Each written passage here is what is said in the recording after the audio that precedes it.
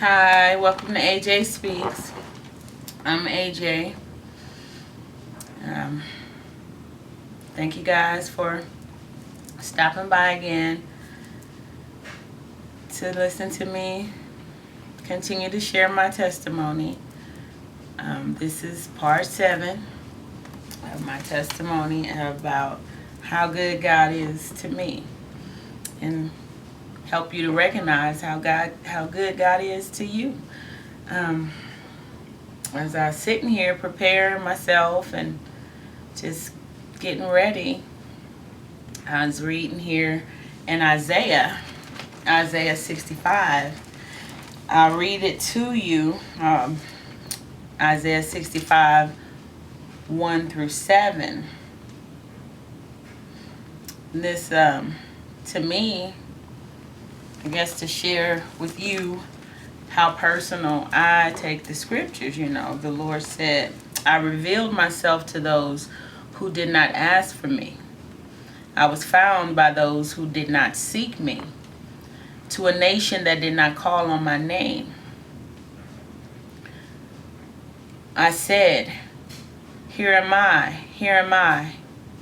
All day long I have held out my hands to an abstinent people who walk in ways not good, pursuing their own imaginations, a people who continually provoke me to my very face, offering sacrifices in gardens and burning incense on altars of brick, who sit among the graves and spend their nights keeping secret vigil, who eat the flesh of pigs and whose pots hold broth of unclean meat, who say, keep away, don't come near me, for I am too sacred for you. Such people are smoke in my nostrils, a fire that keeps burning all day. See, it stands written before me, I will not keep silent, but will pay back in full. I will pay it back into their laps, both their sins and the sins of their fathers, says the Lord. Because they burned sacrifices on the mountains and defied me on the hills. I will measure into their laps the full payment for their former deeds. Okay. I'll let that stand alone and speak for itself. I just love my scriptures. I learned so much about God's character and how personally, these scriptures are. They're letters. They're just accounts of people who, the scriptures are just accounts of what God did in the people's lives. In the Old Testament, Moses saw him part the Red Sea. He led them by a pillar of fire by night, a cloud by day, and just so many things, that the Old Testament is full of, that, they left a record and an account for me, so that as I accepted this God of the Jews, I would know what their God required. And it's also personal, like to always talk about the good things, but personally, they revealed to me myself, what type of person I am and how I'm, living against God and provoking him to his face. I started to share on my blog. My intentions were to type out my testimony, but then I stopped and it said to be continued, and I didn't get to the point where I said that I didn't agree with what everything that God said.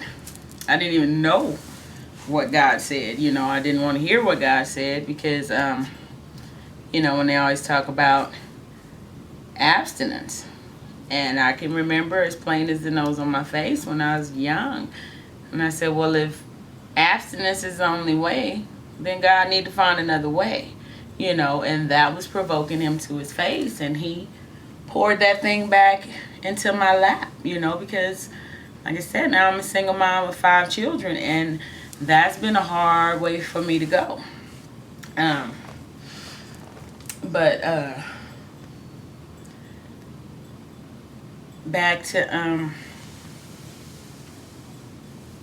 living in St. Louis and working in the salon, and the Lord revealing himself to me more and more, and you know, doing what I consider to be miracles in my life, you know, and just personal things. He said that he would give you the desires of your heart.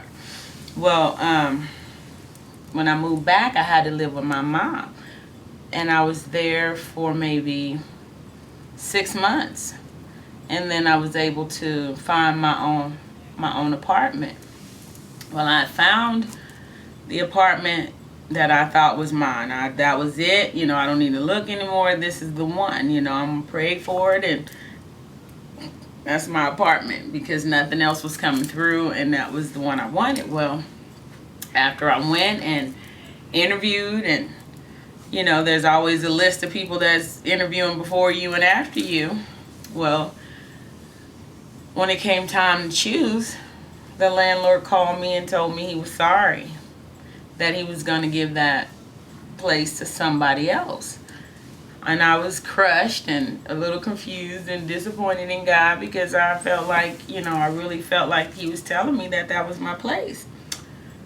And so about a week later, I got a telephone call, and he told me that he doesn't know what happened, but the girl that he was going to give the place to never showed up, so I could have my apartment, you know. And I was like, you know, thank God, praise him. I knew it was mine, and I didn't understand what happened and why that man was trying to give my apartment away. My apartment belonged to me. I don't know what else, Lord.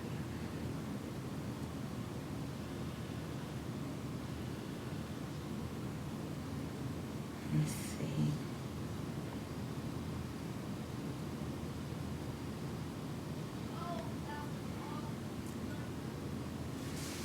But like the first sentence, he said, I revealed myself to those who didn't ask for me. Like I said, before I moved back, I was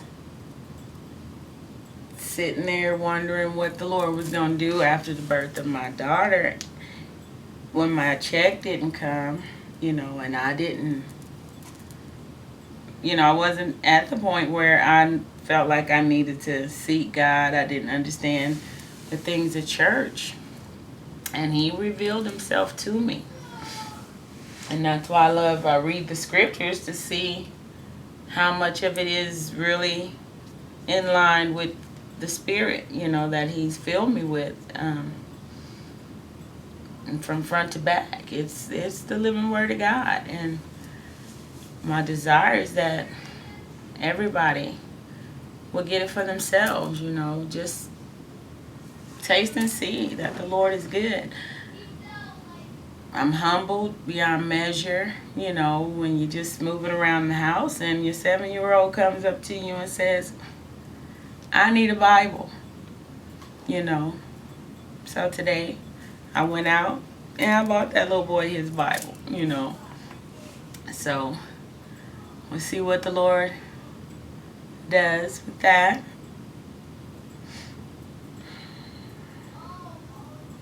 There's just so many things.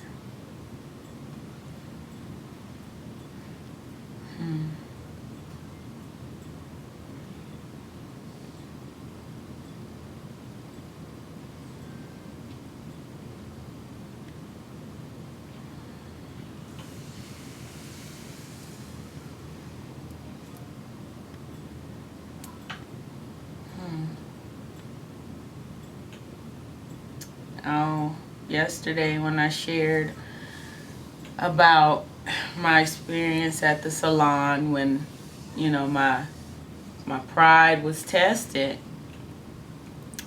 I didn't give the praise report on the owner of the salon. You know, it took a while, but eventually he did let my client come back to the salon, And their friendship was mended over that, and so until the time I left, she was able to come back and they would talk, and like I said, the atmosphere there was, it was anointed. It was anointed. The Lord really did show up during my time there, and he did so many things. I remember one day, oh, correction, I misspoke too. When I was going to get my son, he wasn't in the third grade. He was in the second grade. But one day, when he was in the third grade, my car was acting up, and it was a slow week, and I didn't have the money to get the car fixed. And nobody was able to help me get the car fixed. And all I made was the money to pay for daycare. And so Friday morning, I got up and I was just meditating, and I was talking to the Lord, and because I was a little bit confused, because before the Lord, and I was working at Firestone, and I was making good money. I could take my car up to Firestone. When they get it fixed, I could go get it, So here I am now, I'm saved, and he said he'd give me the desires of my heart, and his book is filled with all kinds of promises. But here I am, can't get my car fixed. So when I was sitting there talking to God, a friend of mine had told me that morning that he said, Angie, God holds even the king's heart in his hands, So I pondered that, and I said, well, Lord, I take that to mean that, no, let me see. Well, I told God, if I get in God's face, because you done made me these promises, you said you're not a man that you should lie. So, if it was me, before, if my car was broke, like I said, I could take it and get it fixed and be on my merry way. And then the Lord spoke in my spirit, and he said, do you really think that I would have you think that you could take better care of yourself than I can? So I'm baby fool. I said, well then, Lord, I take that to mean that, I said, well, what that's saying to me is that, that's, help me, Lord. I said, well, come on, Jesus. Like I said, when I was taking care of myself, I could take it, get it fixed, and everything else. And he said, when God told me, do I think, that he wouldn't have me think that I could take better care of myself than he can.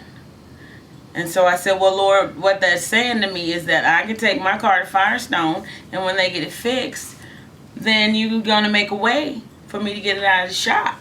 And I said, well, I don't know what that means. Maybe it's just going to be something minor, $20 or $30, and I can get it fixed, or, you're going to make a way.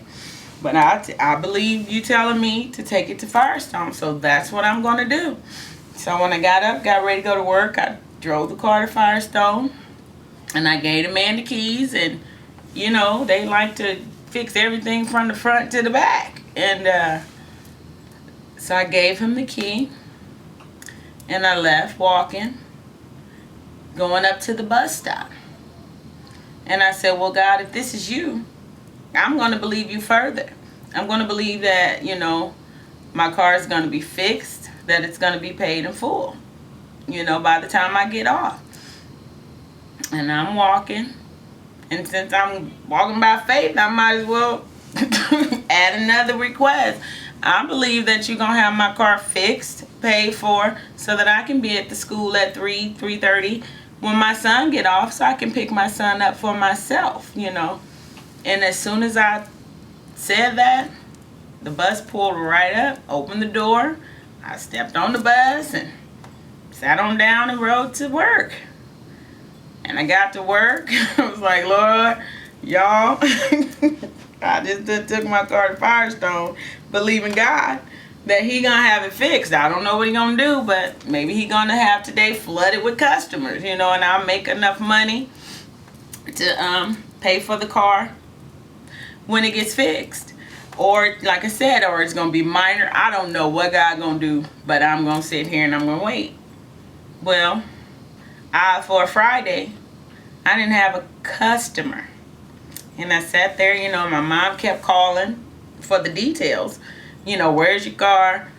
How much is it? I don't know. They haven't called and said anything yet, And she called again. So you gonna loan me the money? No. Well, what are you calling me for? I didn't say that then, but that was our feeling. Why you keep calling me if you're not gonna help me? You just want information. I don't just have to share the information if you're not gonna help me. Well, then after talking to her, then finally Firestone called, and of course you need tires and you need this, and probably $800. So I told the man, I tell you what, you go ahead and fix everything on the list, and I'm gonna believe God that I'm gonna have your money at the end of the day. What you gonna do, Jesus? So I'm telling Angie, and I told Angie, well, maybe I'm supposed to write a check, and they won't know the check bounced until I'm off the lot. Then that'll be, and then I laugh. We laugh, say, I know God wouldn't do that. I'm just joking. But after a while, my mom called, and she asked me, where did you say your car is at? It says right next to you, it's at Firestone. And she said, this man walking up and down the street, going from shop to shop, looking for your car so he could pay for it. Now, this is a man that is a friend of hers, but I never had even laid eyes on him. But evidently she told him, her stupid daughter need her car fixed and she don't know what's gonna happen. And he put his foot to the pavement and went and found, looking. She wouldn't tell him where my car was at. She knew where it was at, right next door. But he went walking, looking to pay for my car. She called me at 3 o'clock. I'm on my way to pick you up so we can go get your car. It's paid for. Imagine that. Not only did he show up, he showed out. He answered my prayers. He fixed that car. He paid for that car. I was able to go pull up to the elementary school and pick up my own baby in my car. And when I got back, picked my son up, and I got back to the shop, and I sat in my chair, amazed. And I looked at Kim, and I said, Kim, they say you're a fanatic if you talk about God all the time, I said, I'm a fanatic. After today, and after what I see him doing for me, hands down, I'm a fanatic. I could not believe it, and I'm still amazed, and that's, like I said, just the beginning of the things that the Lord does for me, for us. If we seek him, if we walk by faith, if we give him something to do, he said, here am I, here am I,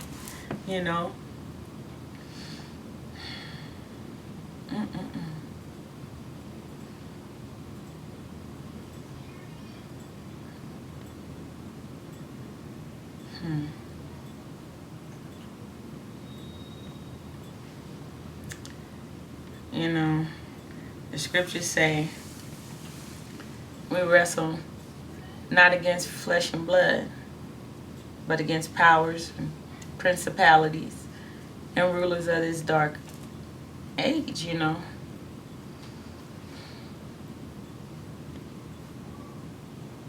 And we spend a lot of time picking at and provoking each other, And these were the early phases of me learning how not to accept the offense that, that other flesh is, trying to trying to offend me. Yes, I'm aware that you are being offensive, but I choose not to be offended because I know now, who my enemy is, and that he's just using your avatar because you may not be aware that, you know, it's not me, my avatar, my face that you can see that you are really, you know what I mean, attacking. It's the enemy, that's bringing about bad. Even if it were me trying to offend you, it would be the enemy trying to offend the good in you. And when we learn, not to take offense, and it's not easy, it's just like pride. You have to start practicing. It's like working out. You have to build that muscle up. And, oh my goodness. I'm going to share this.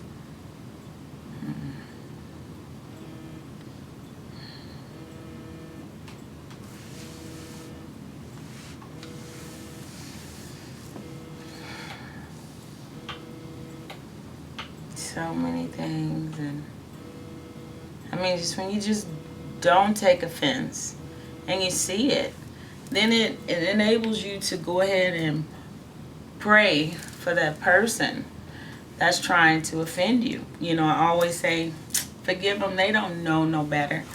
Yes, they may know exactly what they're doing, in their mind. I'm God, but if they really knew, then they wouldn't do it. And if you could love that person past, overlook that offense and love them and pray for them, that love would cover over a multitude of sins, But pride won't let you do it, because like I said, how you gonna tell me, how you gonna call me, how you gonna do that to me, and we lash out. And so we both have to pay that penalty, for the sin that we're committing one to the other. But,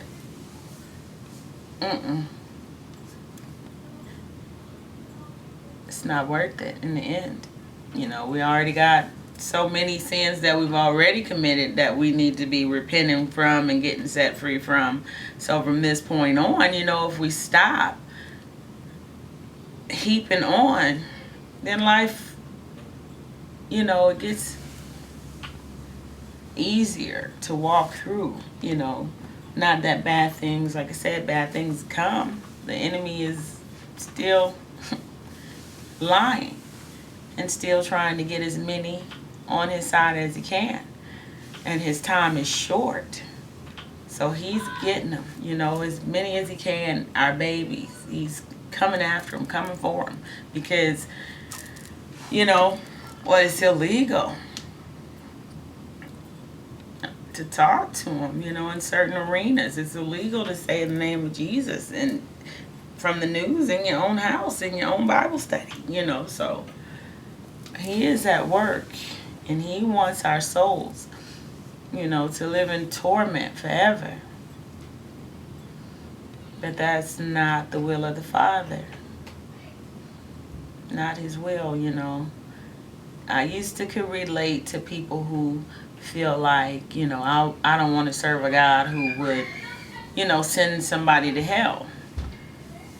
Well, I don't serve a God who would send somebody to hell. I serve a God who gives everybody a chance to have their souls saved from hell. The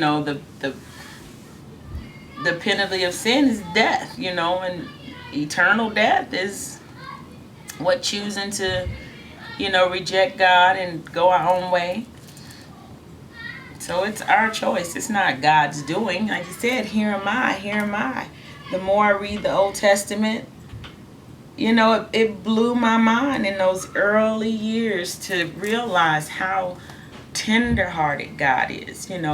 Repeatedly he said, follow me. I will be your God. You be my people, and I'll be your God. Don't set man above you like all the others do. but follow me, and I'll lead you, I'll protect you, I love you, I'll give you the desires of your heart, I'll fight your battles, all good, but because I, am making choices that are guaranteed me a permanent stay in hell. But because I'm incapable of owning my mess, I have to blame somebody, like my father Adam did, when he said, "What have you done?" The first thing he did, it was the woman that you gave me. She, gave it to me. That's three, she, you, she. Never just owning it. I bit, And a lot of people don't realize that our nature didn't fall until after Adam bit the apple, because he had a chance to turn Eve around. Just tell God you're sorry. He's a good God. He's an understanding God. But no, because he didn't want to own his own temptation. I've been tempted. But since you here, like we do our brothers, you go ask daddy. You his favorite, And I say that because if it's in me, he could possibly be. Could it be?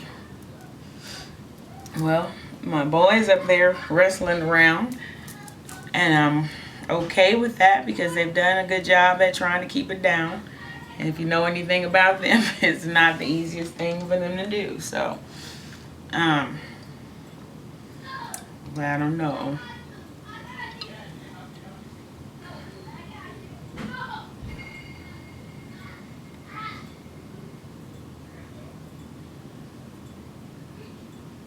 I'm waiting for one more bump. Then I'm going to have to send you up there to shush him up. That was it. I just tell him, hey, hold it down. I was going to go, but I didn't know. I know. I thought maybe they would stop, but they too in the heat of the moment.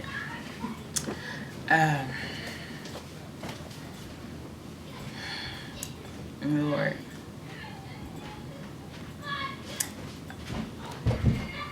Wow. Oh, over here. Further down in Isaiah 65, because this was something new to me I never heard about. Heard about hell, fire, and brimstone. But over here, Isaiah 65:17 says, "New heavens and a new earth." I had never heard it till I read it for myself. It said, "Behold, I will create new heavens and a new earth. The former things will not be remembered, nor will they come to mind."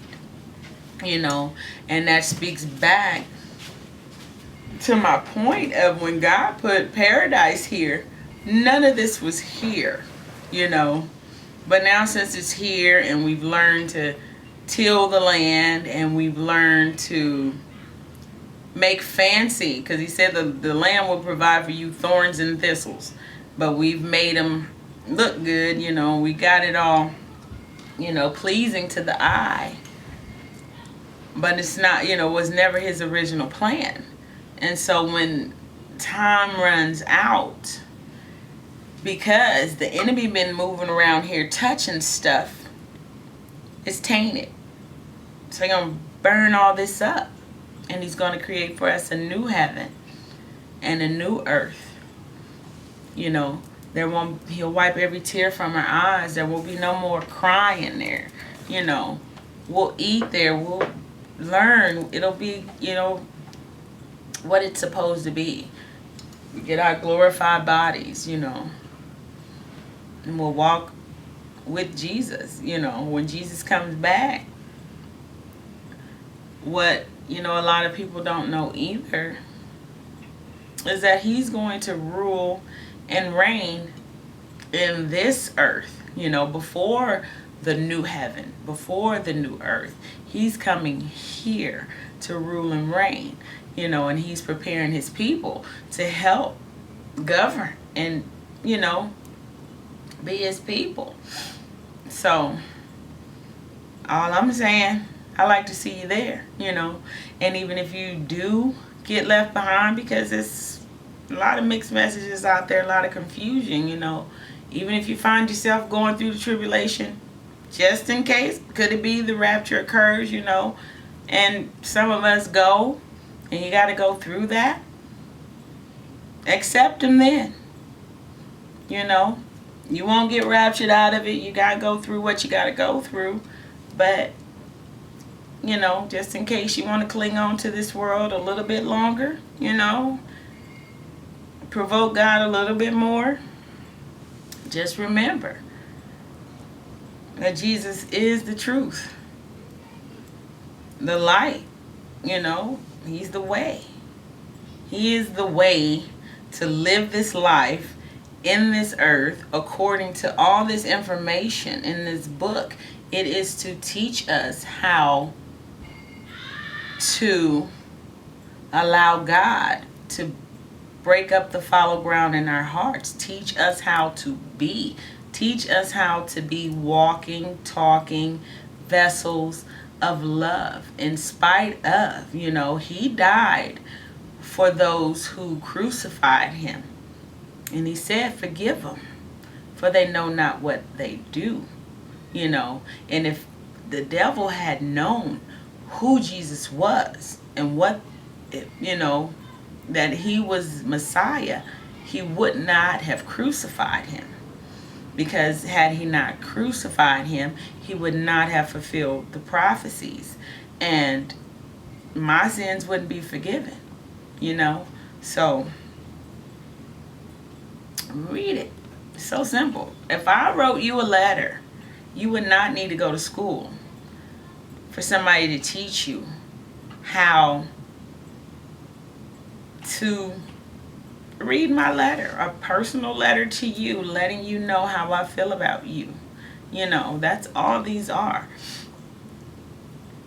So, uncomplicated, bring the simplicity back. Love, because you have been loved, freely.